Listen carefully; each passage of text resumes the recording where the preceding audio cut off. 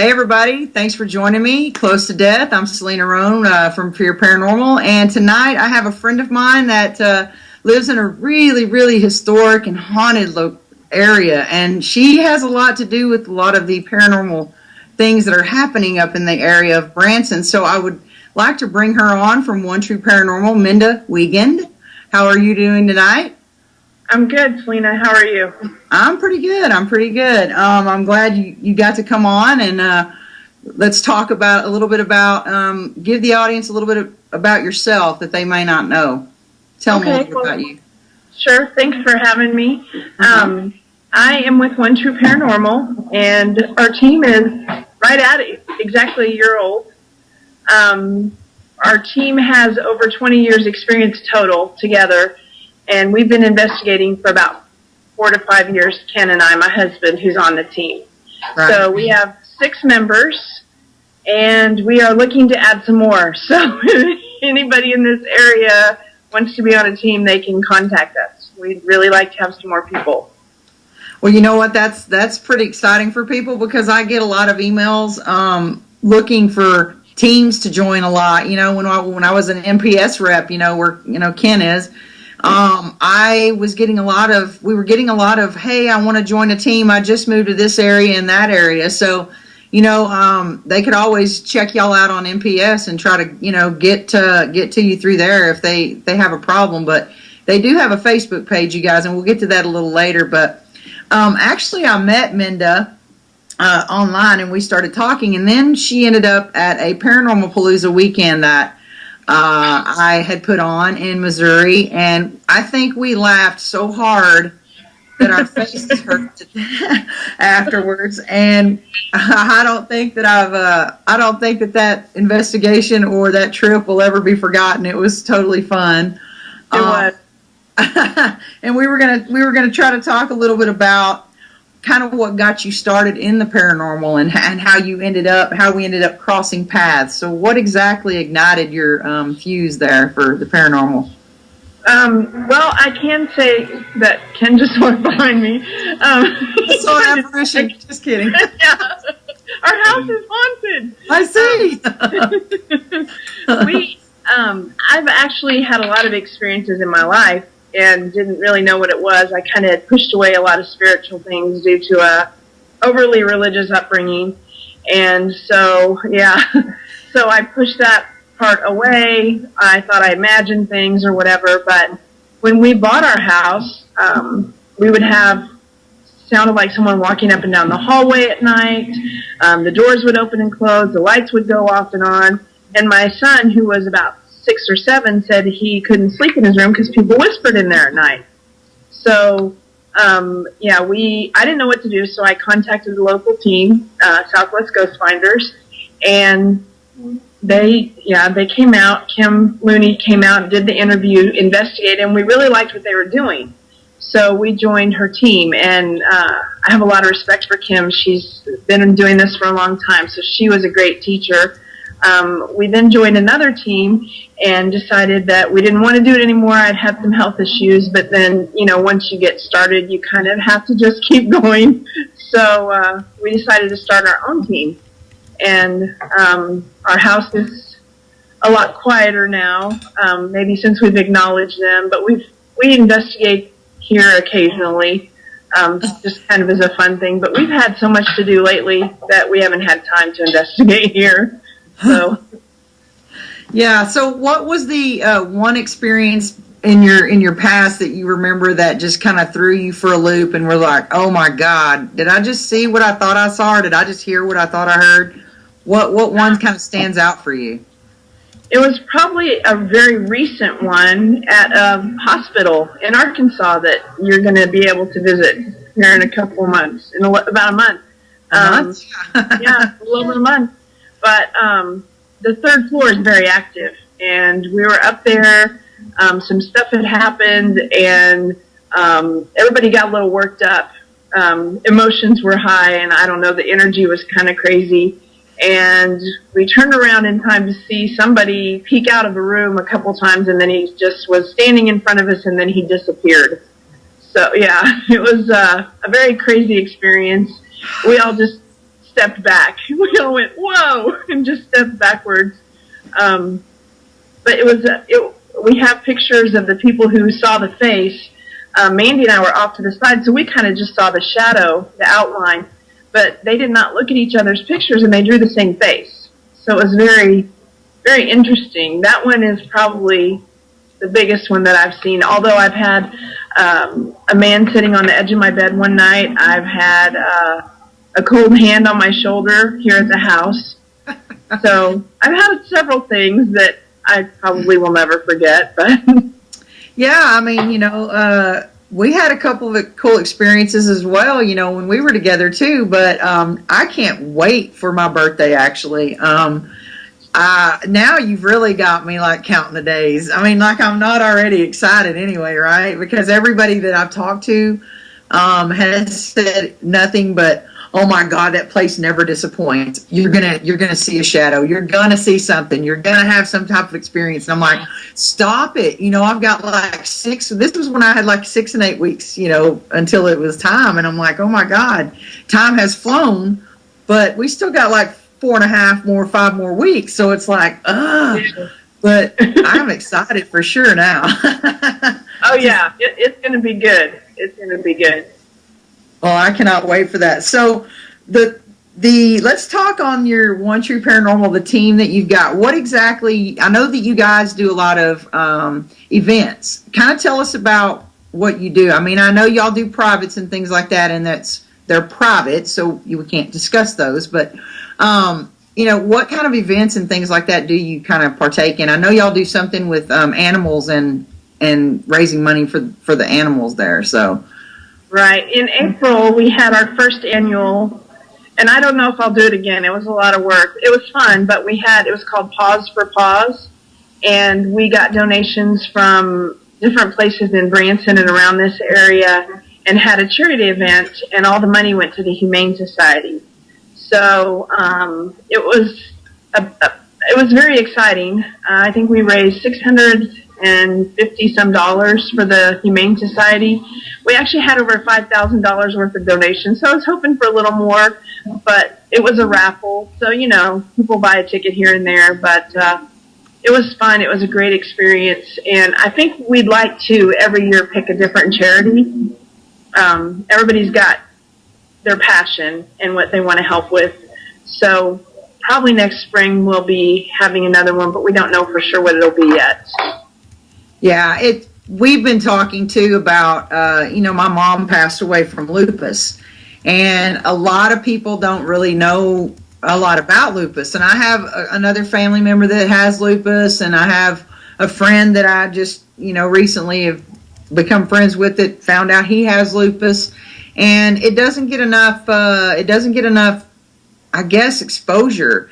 So we're possibly going to talk about doing one next year sometime for the Lupus Foundation, and also for Angels Among Us, because my mom was a real big SPCA, anything animal activist. Like in her will, she said, I want $50 a year to go to, some sort of an animal rescue. And I'm like, okay, well, I've adopted 2 dogs, and that equals like 6 years, because that's like $150 a piece. So I think I'm good for like 6 years. So I need to do something now, because we haven't been able to adopt another animal to raise that money. But I want to do the both. I want to do the lupus and the animals at the same time. And so, we may be going to LA to do so. Cool. So you may. Wow. Yeah. So I don't know. We're trying to get a lot of the people from Walking Dead, Sons of Anarchy, things like that. And so if you have it in LA, then you don't have a whole lot of overhead with, paying people's airfare and things like that. So yeah. That's why we're thinking if it's just one person that goes from Texas to LA to help, then we're good. But, right. Those are the kind of things that you and I talked about, fundraising and doing things like that. And also, doing fun things and keeping your team, as meshed together. And to see you and Amanda together were just, it was fun. And I like that energy you guys had. We had so much flipping fun, you guys. I don't know about Minda, but I know that I hurt my ribs, my stomach, my face. Oh, yeah. My face hurt. I found the picture of you in a Bob Marley wig on my phone the other day. Oh, God. We had so much fun. I got busy. I know. You gotta post that. I don't care if you post it. It's all good. Okay. I don't like that. Kind of shadowy, but I think we can figure something out. Yeah, they'll get the gist of it. So tell us how you got all this. I saw the bus, and I thought you really had a bus. And you know how jelly I was about that bus? Kim, it is not funny that you tried to jack with everybody like that, because I seriously thought, wow, they've been doing this for a year, and they got a freaking that bus is blinged out, dude. I was like, that is so awesome. And then you're like, no, it's not really. He just kind of put her thing on it. I go, wow, that just let all the air out of my balloon, because I really thought y'all. I wish we had a bus. And it was a short bus too, so wouldn't we all fit on there? Because we're all a little bit crazy, right? Yeah. So perfect. Yeah, we could ride it to school on Friday. So how did you get, now I know that you told me when we saw each other that you were working on something big, but you couldn't say anything, or, pretty much you'd have to kill me. Not in those words, she didn't say that, but so what exactly you were working on, some kind of a huge thing with the city of Branson. So can you tell everybody about that? Because I know you're excited about that. We are. We took over, it's called Ghosts of Branson, and it's a walking tour in Branson, Missouri, which is a huge tourist town. I think everybody's heard of it. 70,000 new people go through there about every 3 days. So, yeah, the opportunity's great. We just started really full on in September. We inherited the tour from Dr. Chuck Kennedy, and we're doing the tour, and it's an amazing tour, but there were some things on it that we kind of wanted to change, and we joined the Historical Society. We researched our butts off. I mean, we actually closed the tour down to make it very historically accurate, and there's 11 stops. It's 0.8 of a mile, so it's a nice little walk through downtown Branson and back in some of the residential areas, and we have a graveyard. We have a ghost story at each stop. I get to wear a costume, which is way fun. So do that. And we're really starting to wind up, I think. And it's unfortunate because the weather here, here in a couple months won't be fit for it. But I'm going to work on advertising a lot in Branson. And that's how we fund our team to go to do fun places like the Joplin trip or the hospital. That's actually going to pay for our trip to Arkansas in December. Like everybody else with a team, we're just for working people that spend a lot of money on an expensive hobby. And, yes. Yeah. We don't get what to do.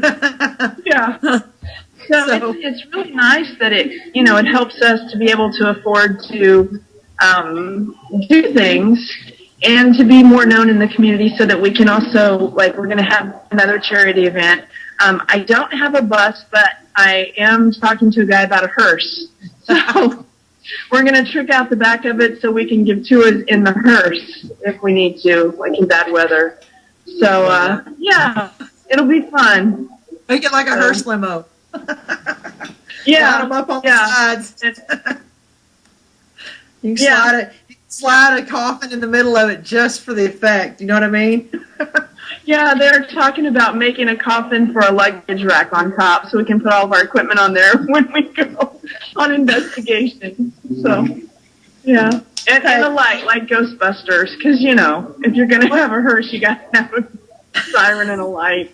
Exactly. Whatever works, you know what I mean? But I definitely guarantee you'll be the talk of the town if you have a hearse with a siren and everything on it. I know that our friend Joy also got her hearse. So Joy Garner got her a hearse as well, I believe. And I'm like, what is up with all these hearses and stuff? See, I've always had a little bit of a freak out when it came to corpses. Right. Because when I was little, some Irish families, and I'm not saying all Irish families, but they have this thing about when people pass, they go up and kiss them goodbye on their forehead. Well, I'm like 7 and 8 years old, and my great grandfather that I had no idea really who he was. I'd never been around him a whole lot. Well, he passed away, and everybody's going up to the coffin and bending over and kissing him and stuff. And I'm like, oh no.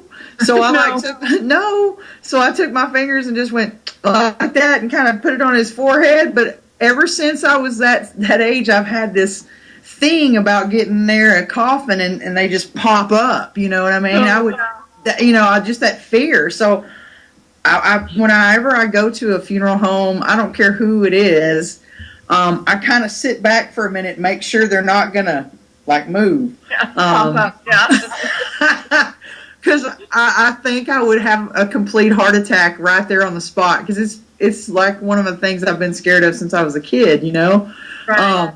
That's why at the John Wise Mansion, when underneath the stairs, they said that they used to have the bodies that they would sit with and make sure they weren't actually still alive. You know what I mean? I'd be like, oh. See, I couldn't have that job because if they moved and I thought they were dead, forget about it. Yeah. I'm a nurse, so the body's okay, but zombies freak me out. Don't do zombies. Watch The Walking Dead? I've watched it because everybody's bad dreams. In my dreams, I kill a lot of zombies. That's crazy. So on your team, I was going to ask you, I don't remember if we discussed this or not, but what do you think about mediums and psychics being used on investigations? I mean, because I'm trying to get a kind of a consensus, because actually my team does use one on kind of weird cases. Nothing like things being moved, stuff that's kind of questionable. I kind of like to get her take on things. But do you guys use a medium ever? And if so, what constitutes you using one? Not really specifically. I mean, we do have people we can call if we have a question about a place, things like that. We do use dowsing rods, which is kind of a more of a psychic connection thing. But I think if you have a medium and, you can collaborate what they're saying, it's great. Mediums in and of themselves are very questionable, of course, because there's no real proof. Right. But if you can gather that data that shows, kind of collaborates what they're saying, it goes with it, and they can get maybe more responses, then that's great. I would use one, and I have no problem with that, but I would not use their word as evidence, I guess. Yeah, right. The way we do it, and this is how we just kind of tried it one day. When we first started, we didn't think anything about doing that. You know what I mean? But I said, why not on this one case? I go, it's not going to hurt. So this particular person that we use all the time, we told her nothing. She didn't know even the city we were going to. It was kind of like how they used to do Chip on Paranormal State when they would blindfold him and take him from the airport. He would not know where he was until they got there. And they did the same thing with Michelle Bellinger. We didn't do that to her. We didn't actually blindfold her or tie her up or, look like we were kidnapping her or anything like that. But we did, I drove her out to the home, and my researcher, he's my lead investigator. He's amazing. He's one of the best researchers I've ever seen. He's a cop. And so he has that mentality of everything has a reason. This stuff just doesn't happen. And so he's our hardcore skeptic. So he did all the research, and he told me nothing. I told her nothing. We get there, and the minute she gets out of the car, she starts picking up on stuff that only he knew. And he just kind of looked at me with this shock on his face, and I was just like, I've seen them work. I don't get it, okay, but they've blown my hair back a few times. So I can't explain it, but just go with it, So he's following around with the recorder and doing notes, and he's just like, he texted me because I'm talking to the owners, telling them what we're going to do and things like that. And he texted me, holy shit, she's like nailing everything right on the head, like everything that I researched, from the tornado to this, that, and the other. And he's like, okay, what's going on? And I go, I'm telling you, I can't explain it, And so then he was kind of okay, hold up. Maybe there is a little something more than I can actually put a pinpoint on and go, this is this and this is not this. And I'm like, yeah, I mean, he's so good that, like, when he does his reports, it's like, when we first arrived at the location at da-da-da-da-da, so-and-so time, and then at the end of his report, it's like end of observation. I mean, he is awesome. Wow. So the things that he was finding out, normal folks like us, without that access, can't find things out. He said sometimes that he'll look stuff up, and the men in black will call him and go, hey, why are you looking this up? And he'll be like, oh, maybe I shouldn't look that up anymore. You know what I mean? Like, ooh, right. Who did I ruffle feathers? But, it's been okay for us as far as that goes. That case I could put fact to fact with her reading, but there's other times when you can't find any information on the actual location, like a brand new home. Right. What do you guys do in those situations? Not even talking about a medium, but when you can't find actual, like the home's 7 years old, how do you go about finding information on the land itself? I mean, do you just go to the city and do the best you can with the plot, or what? Yeah, when we did our research in Branson, we actually learned an awful lot, because some of that history is so old that there's no one to even ask, and the newspapers aren't even around anymore. They're crumbled. Right. But we did find a lot of valuable information at the library. Locally, they carry, local books in different areas, different locales that are nearby. Right. They also gave us a lot of websites like newspaper archives and things. The Historical Society was amazing as far as having records of all those land plats and who owned them. We actually found information that they did not know in looking, because there was there's some graves up on a residential street, and we found out through our research who had owned the land and who was probably buried there. So, and they had speculated some of that, but we found an article in the paper that validated it. We use findagrave.com, if we do get a name. But we really dug deep. So we learned a lot, and libraries are a great place because they want to help you. They want to say, oh yeah, you can find that here. They have the old newspapers, on microfilm. They do have the books, but they'll give you lists of websites. And a lot of the historical societies and things now are putting things online. So you don't even have to have access to go there. We joined the Historical Society because it's important to us. And, to be part of that culture and to have that representation that we are very proud of the accuracy.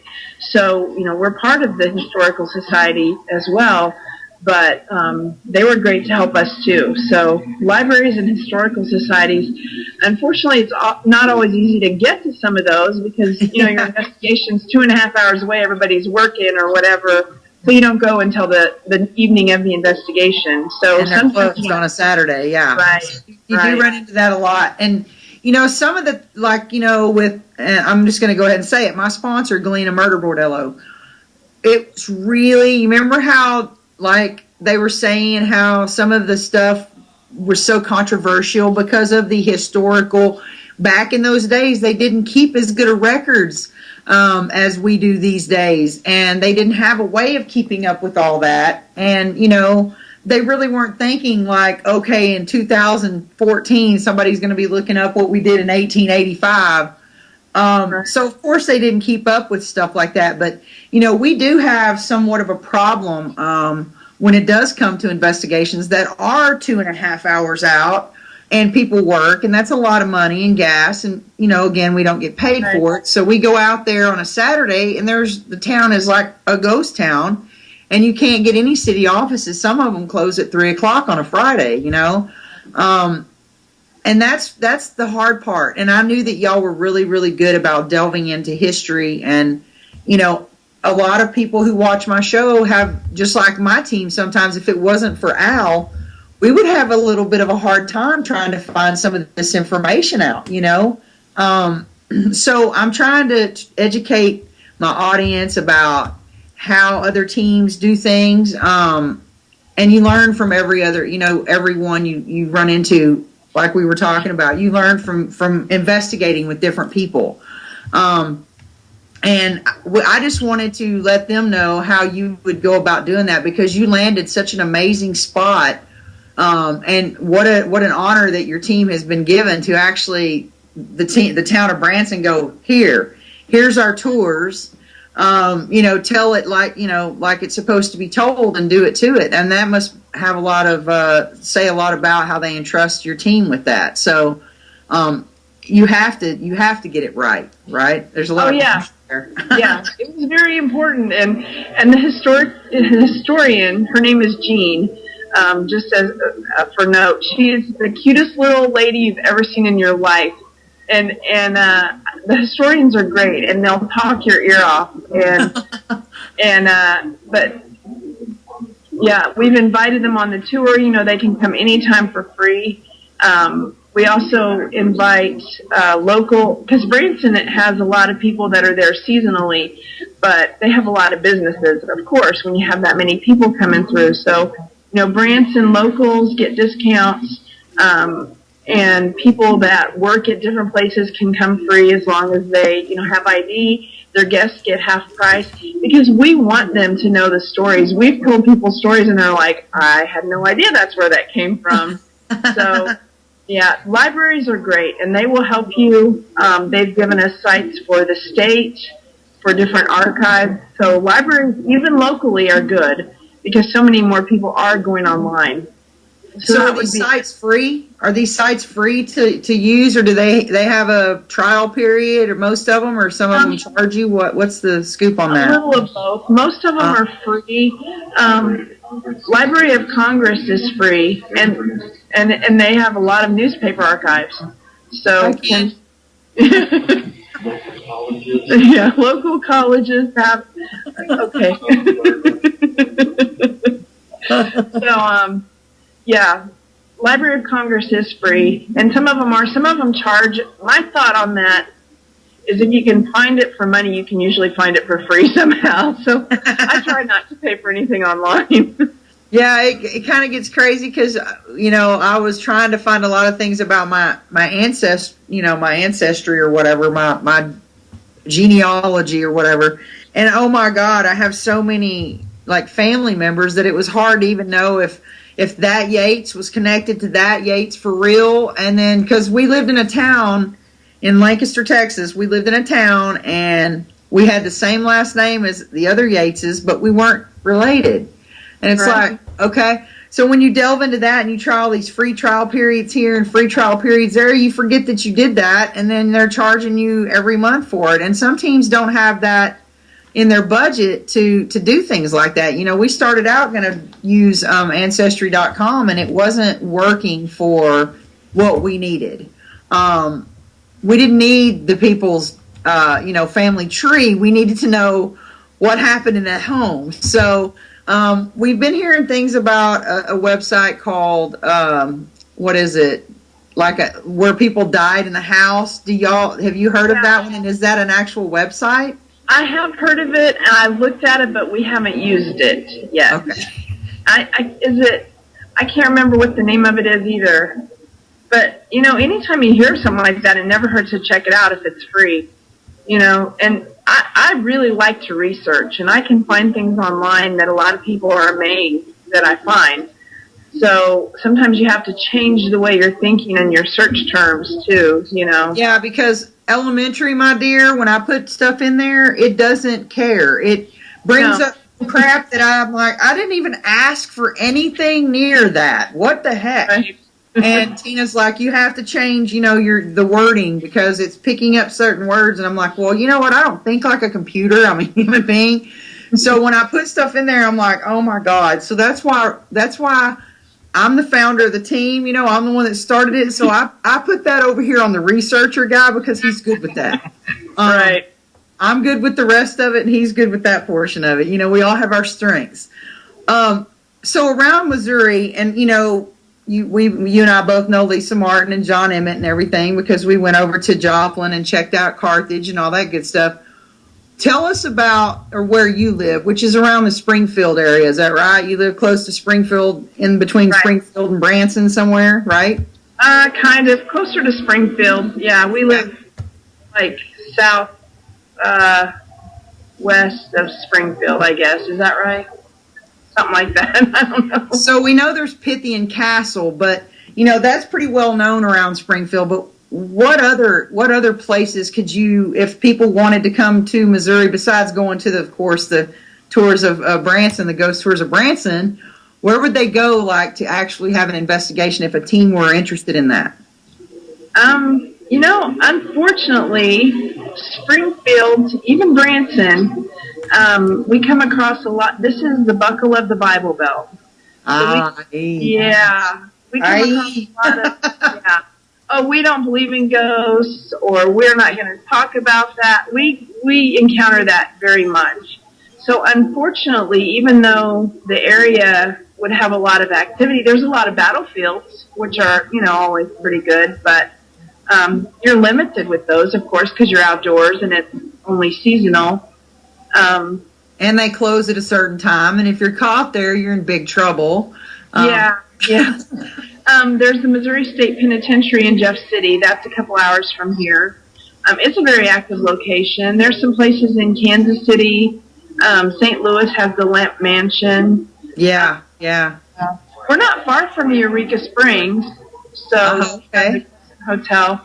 So if you want to drive a little bit, there's lots of places. But as far as locally, there's just not a whole lot comes to mind. Well, that sucks because you would think, and that's another thing that I was going to ask you in your research. Do you find out when you try to find out about certain towns, like say, Galena, some people don't want all that dirty laundry out there. They don't want to know about their brothels. They don't want to know about their whorehouses. Yeah. They want to know about prohibition that got, they were doing bad things in their town. And do you find that as much as I have with little towns like it's hush? It's like you don't talk about it.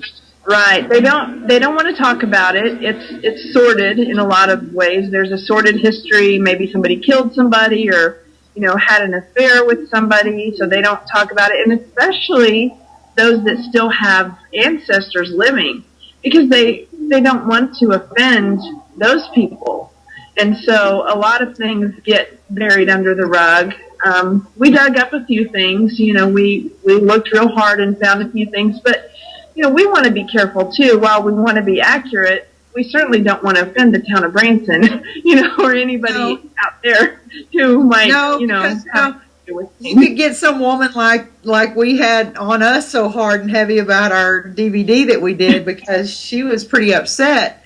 Still kind of, I guess, is from what I'm being told. But anyway, I had nothing to do with that. I went and did the investigation there. There you go. So, I heard from her. Huh? I heard from her. Oh, Lord, who hasn't? But you know what? That town is. I like the way that when towns are honest about their checkered past, like Calvert. I'm on that all-women team now with Texas Most Haunted, and we're doing the show, and we're finding all these little places in Texas that really nobody knows about. That nobody's really investigated ever. Little town, people have done this, that, and the other 2 or 3 times, you know what I mean? And it's like, these places have never been done, especially by an all-female team, which is kind of weird. Let me just tell you that these 5 women together, which includes this crazy one, are a hoot. The older one is the older lady named Kathy. She is like Southern Belle, funny, but we're doing all these investigations, and Calvert, is this place where it's really, really got a bad past. Like, at every location, there was like dead bodies on the streets back in the days, and a lot of things going on. And in this town, when you go and investigate, they pretty much open the town up to us. Oh, nice. Like, we have several locations. We also have a cemetery that we do. It's called Captain Orvis's Mausoleum. But this town, some people are the ones that are like, oh, yeah, I mean, there were dead bodies all over the place. There were gunfights everywhere. There was prostitution, prohibition, blah, blah, blah. They have no problem talking about it. And then you run into some of these that are like, oh, none of that's true. That's just hearsay. And, you know, like it's like it'll kill them if their town is known for being a bad seed back in the day, you know. But a lot of towns were. When people were trying to, you know, scrape by to make everything meet, you know, people were killing each other left and right. Now we just hear it on the news, you know what I'm saying? Right. Back then they said there were bodies stacked everywhere. And the research, do you find it as important to speak with the actual townspeople as you do the actual records to try and see if they coincide, or do you not really? Oh yeah, that's especially important. Like the historian, you know, it was very important for the Historical Society to put us in contact with her, because she's not on staff. She's retired. I mean, she's on staff, but she's not on site. Right. And she gave us, you know, people that we could talk to. There's 2 White River Valley Historical Societies. One's in Branson, and they have a museum. And then there's one in Forsyth, which is kind of over the river. And they have this little rivalry that's going on we found out about. But they, you know, they're very cautious as well. And some things they didn't want to tell us, and some things we had to kind of dig out because of the townspeople. But they're all from there. You know, they're very proud of that, and they should be. It's a very interesting history. It's amazing. But yeah, it's important to get them involved, and because they can support you, or they can, you know, hurt your reputation. They can, you know, not allow you into places. And, you know, we have a hard enough time getting into some places as it is. You know, they're like, oh, no, we don't want that reputation of being haunted. And it's like, oh, nobody would know except for the people on the tour. You know, right. We're not going to put it in the paper. But, yeah, you know, yeah, it's very important. People are weird about that. And, you know, I can understand where some people do have a problem with it being called a haunted location and using it for monetary purposes, because I've seen a lot of people that have complained about, you know, places that a tragedy had occurred, and they have tours that go through there, you know, talking about it daily. Now, I have been to one of these places, and it has stuck in my craw ever since. And it's not because of what they do; it's because I felt for those children that were stuck there, and it still bugs me. But I can see why some of them don't want that. You know what I mean? That they don't want to be known for that, because some folks feel like even though it happened 100 years ago and it's part of history, it's so tragic that they just want to forget about that it happened and not bring it up, or not, you know, use a location for that. And like I said, I can see both sides, because I'm a paranormal investigator, you know, and these things intrigue me, but I also have a problem with the kids' spirits, you know. It just does something to me as far as that. Do you have any kind of thing that really just bothers you like that? I mean, I know kids probably bother you just like they do everyone. If it doesn't, sometimes it's something wrong. But yeah, is there something that just kind of has bothered you, and you've, you know, like that at all in your time doing paranormal investigating, or? Not like a location that you can't like shake, or, you know, worry about, or anything like that? You know, a lot of it goes back to that hospital. That was a very big, tragic, you know, we have a part of our Ghost of Branson presentation is an EVP from the hospital. And we got it with Heartland Paranormal Research. H-Pro, you're going to be at the Phenomicon, I think. But they were there with us when we investigated, and we put that picture up of the kids that were there, and because it's a child's voice in the EVP. So it is a tragedy, and I think that hospitals, prisons, asylums, places where a group of people, because I'm a nurse, so I have a lot of empathy for people who are treated poorly. Yes. And even prisons where people are treated poorly, some of them, may be really bad people, but I think when people are not treated, yeah. And so, the lack of respect that those people got just in their humanity is sad. And we, as a team, part of what we strive for is treating any spirit that may be present with the same respect you treat a person. And some of them may get more respect from us than they got in their lifetime because they were in a place like that, But, that's important for me. Well, we talked about when we were together having respect for the spirits. We had a pretty big discussion about provoking and how we don't agree with that, and how if it were your, say, grandmother or your grandfather or your even mom, how would you speak to them? Would you want someone coming in their home and screaming at them? And we both were like in total agreement that no, we do not agree with that. What are your thoughts on when you say you have a public event and you always have that one person that thinks they want to do some screaming and yelling and provoking? How do you kind of handle that situation? Because we've had it arise once, and I know how we handled it. I want to know how you guys handle stuff like that on an event, because it was not fun. I can tell you that. Right. We haven't really done a whole lot of events where we've had investigations with people. I think if something like that came up, I'm able to ask people to do things nicely. I'm pretty polite, but I think I get my point across. And I think it would be no problem for me to ask them to not do that. And, if they continued, I would be glad for them to leave. I just, I would ask them to treat people with the same respect that they would want their family treated with. And that's, it's just not acceptable. Yeah, exactly. What was the old saying? You always get more bees with honey than you do, any other way. So, and I found that out, you didn't go to the second investigation that we went to, the Galena Murder Bordello, but oh my God. I've never in my life, we had so many things happen that I can't even describe to you the amount of things that went on. But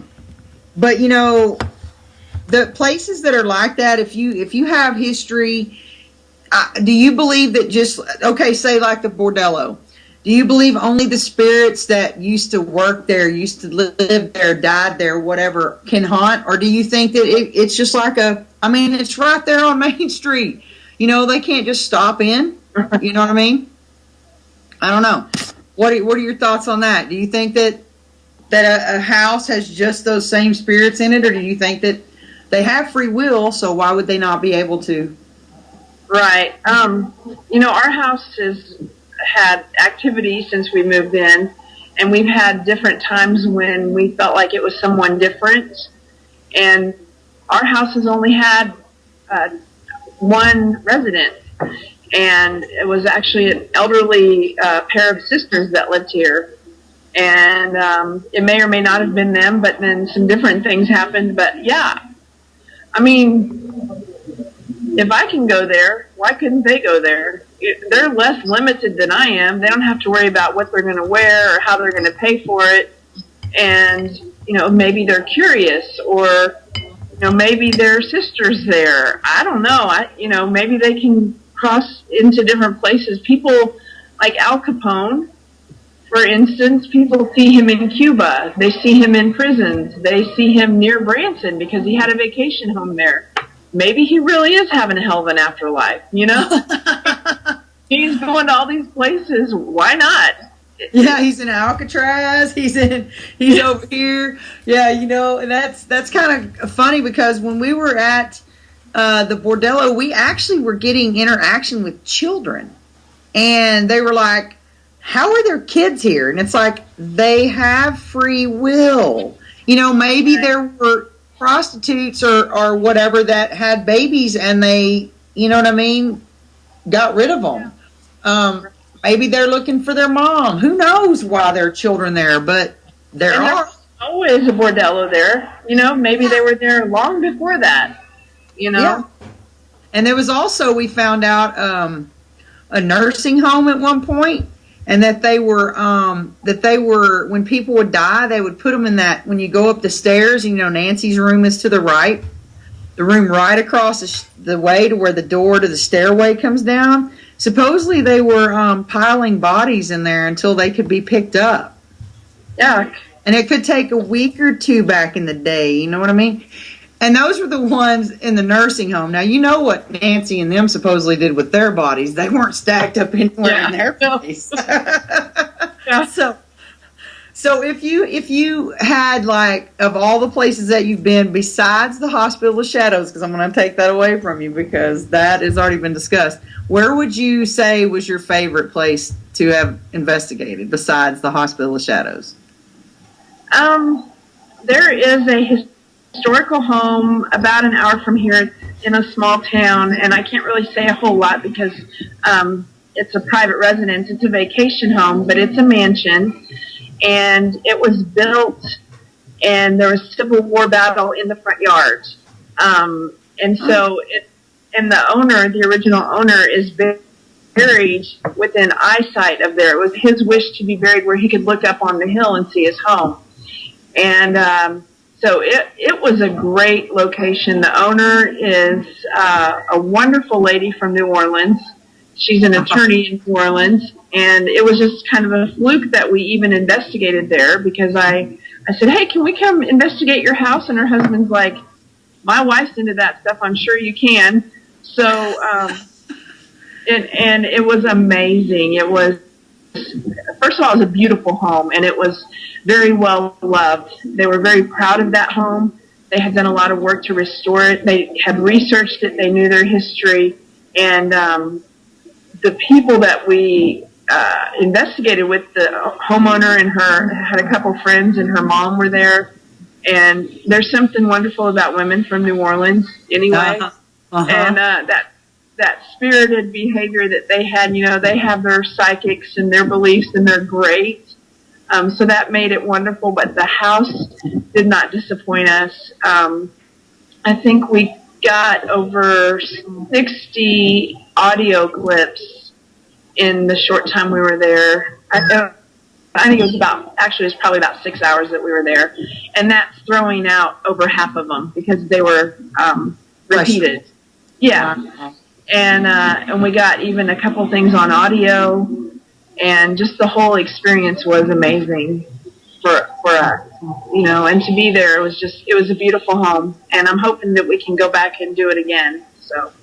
Oh, I'm sure that, when you talk about people from New Orleans, when I went down there and was investigating the Andrew Jackson Hotel, we were all sitting there, and Hart Fortenberry from Deep South Paranormal was in the room with us with his gree stick, and we're all sitting in the room, and there was a little boy that came out, and I swear he sat right next to me, and there was a lady over there, and she was talking. She was from New Orleans, and she has that accent, and she was talking French, and I said, "I don't even know what you're saying over there, but that is sexy. French is sexy." She was trying to tell the baby to come over and come here, baby, musty boo boo, and all this, and I was like, "Man, I don't care what you're saying, but that's hot." And it was so funny. We were all giggling about it, but I do know what you mean about the spirit of them, the women from New Orleans. I had Juju Voodoo on not long ago, and boy, I tell you, she's like, they're a firecracker, those girls from New Orleans. They don't play, okay? And they are a trip. So I imagine that was a pretty awesome investigation. If you were going to take, just for those people that are kind of new to the deal, if you were going to take like 3 pieces of equipment to an investigation, what 3 would you take with you? You don't have to tell why. Just what 3 pieces would you take with you? Audio recorder, video camera. I know a lot of people don't like it, but I really like the Frank's box or the SB7. I find it, I've gotten some amazing responses on it, so I would take that with me. Okay. So, have you gotten, now we were talking earlier on Lisa's show about that her guest was like not real big on psychics and people who claim to have abilities or whatever that truly do not. We kind of know a mutual person. You don't, but my producer and I know a mutual person that we've experienced claimed to know that there were 66 spirits in a place, in a restaurant. And then the same person claims to have captured 20 apparitions on camera in 2 years. Now, the look on your face answers my question. Okay. So, how likely do you think that is, seeing as how long have 20 years experience on your team, have you ever actually captured what you can guarantee me as an apparition? And if so, do you think that you can do 20 in 2 years? I'm just asking. No, I have yet. I mean, and we do a lot of looking. I have yet to see one picture that has convinced me. One picture from all the thousands and thousands of pictures I've seen. I have not yet seen anything that is undeniable proof.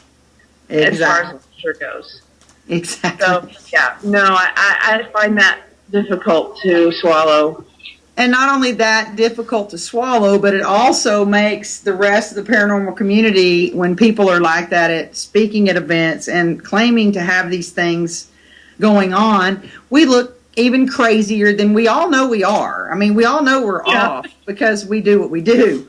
But, just like me, you, and Amanda were talking about having the part where I'm more scared of the living than I am actually the dead. So I think that's why I think we all like to hang out with them so much. So what do you guys have planned in the next, are you doing tours, or kind of tell everybody where they can find how to get to your tours and things like that, because we're coming to the end of the show. So I want to give you the opportunity to do that. We link everything through Facebook. So we have the Facebook One True Paranormal and Ghost of Branson. And we also have Death10, which we inherited from the previous owner, and we're still updating that. And because Ken's a web developer, so he's very snotty about his website, and he's very proud of him. He's like, that's mine. But that one's not his. And so we have OneTrueParanormal.com as well.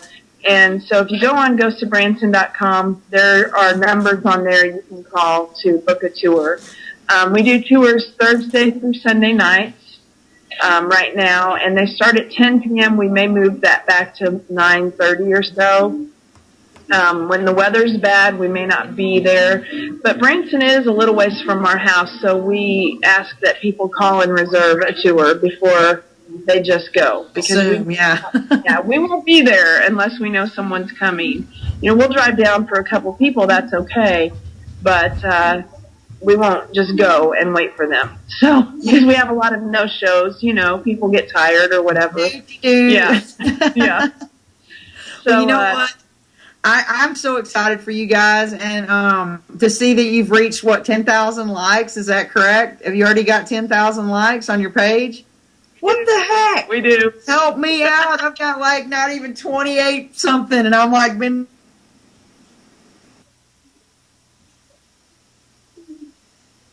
Uh-oh.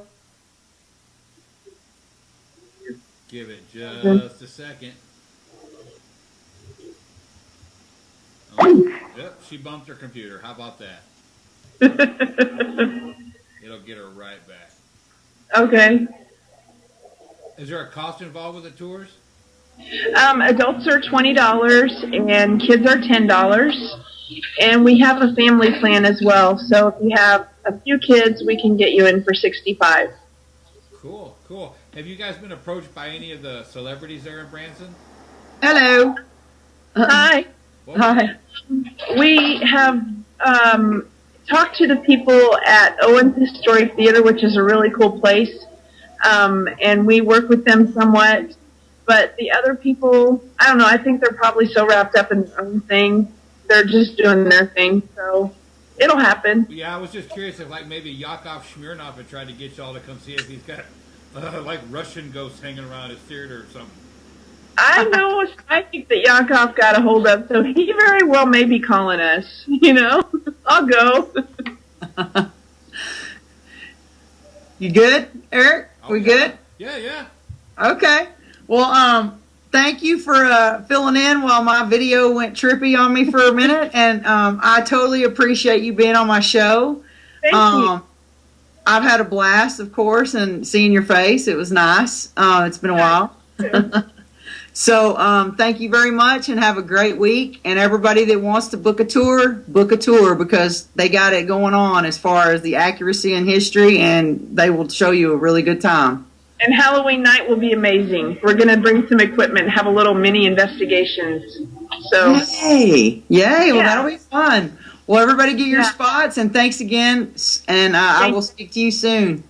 Have a good December. Oh, yeah. All right. See you then. Bye-bye. Bye-bye. All right, everybody. That was Minda, and I hope you enjoyed that. She is amazing, and we had such a blast in Missouri and Kansas. I can't wait to go up there and go to the Hospital of Shadows and see what's going on there. For the announcements that we have History, Haunts, and Legends that's coming up Saturday, November 1st in Jefferson, Texas.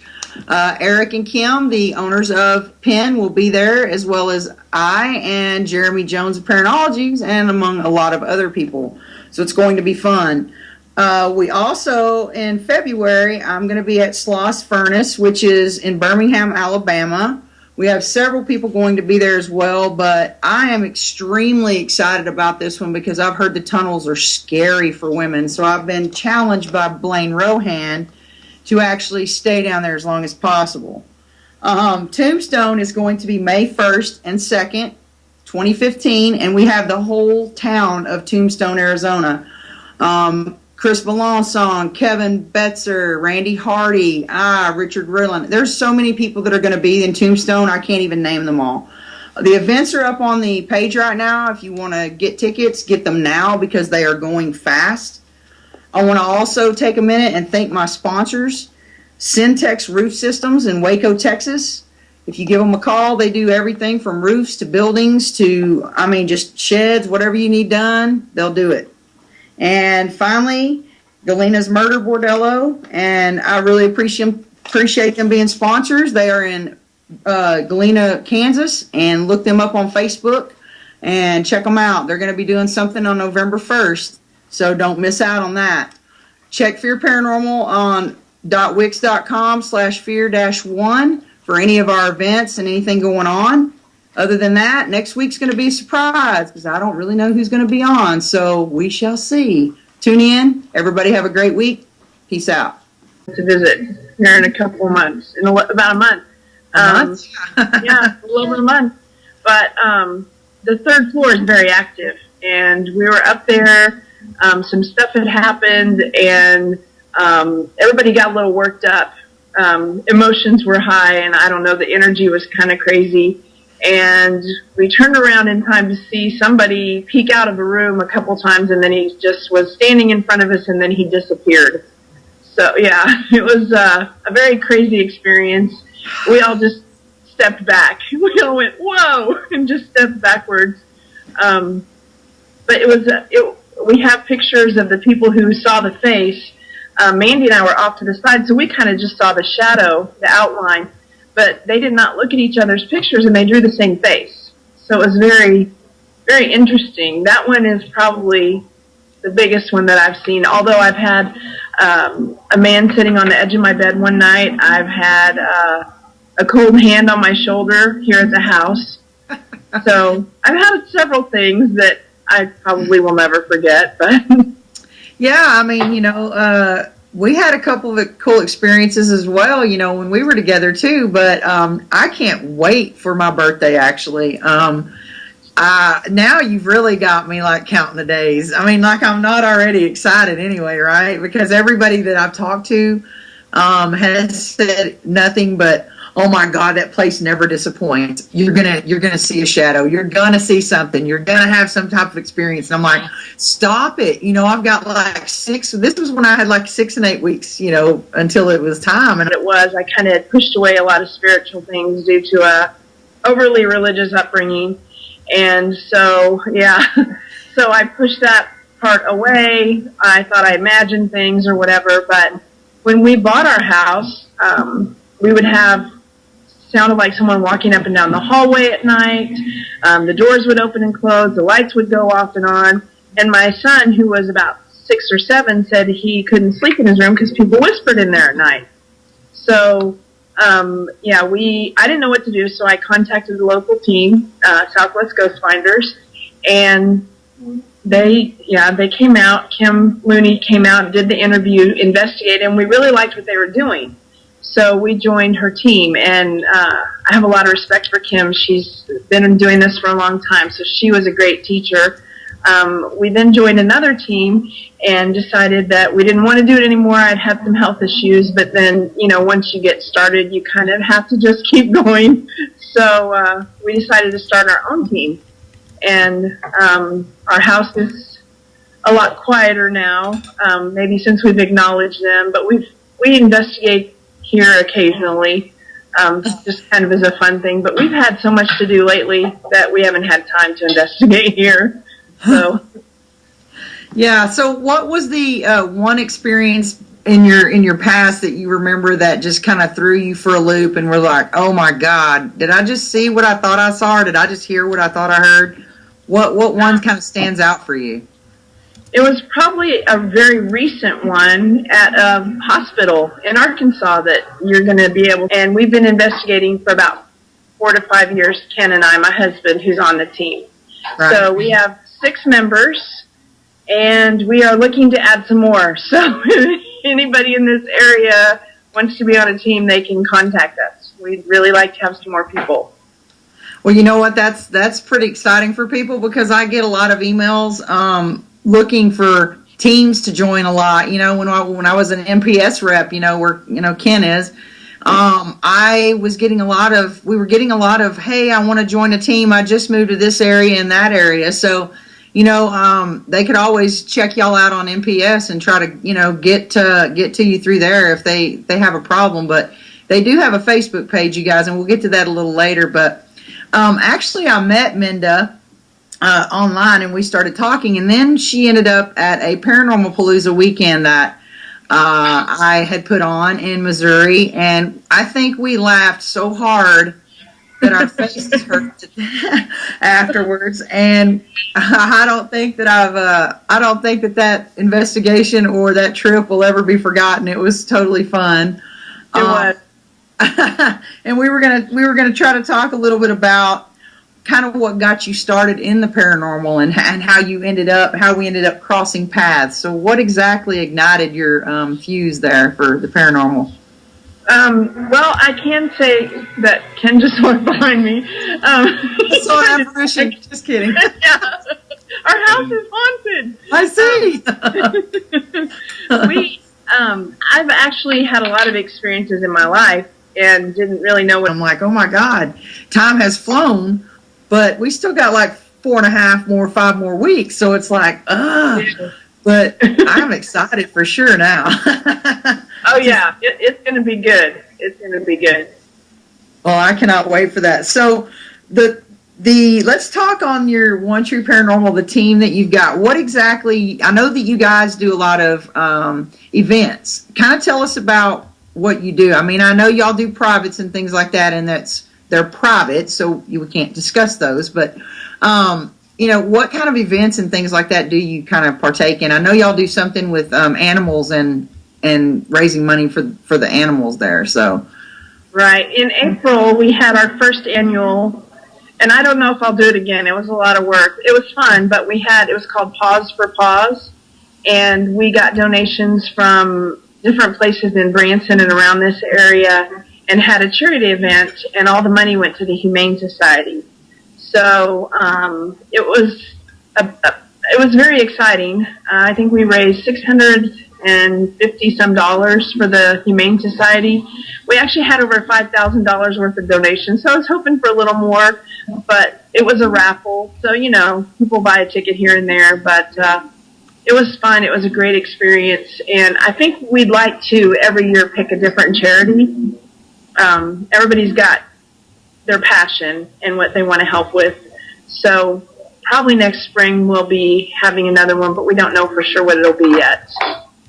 Yeah, we've been talking too about, my mom passed away from lupus, and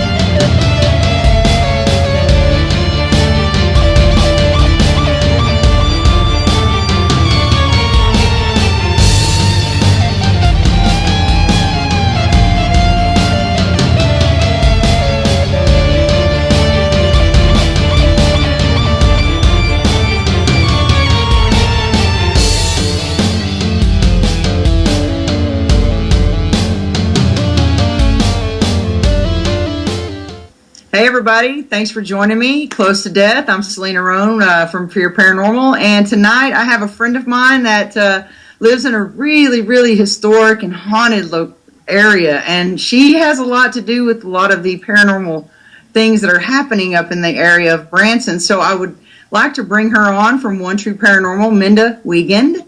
How are you doing tonight? I'm good, Selena. How are you? I'm pretty good. I'm glad you got to come on, and let's talk about a little bit about, give the audience a little bit about yourself that they may not know. Tell them a little bit about you. Sure. Thanks for having me. I am with One True Paranormal, and our team is right at exactly a year old. Our team has over 20 years experience total together.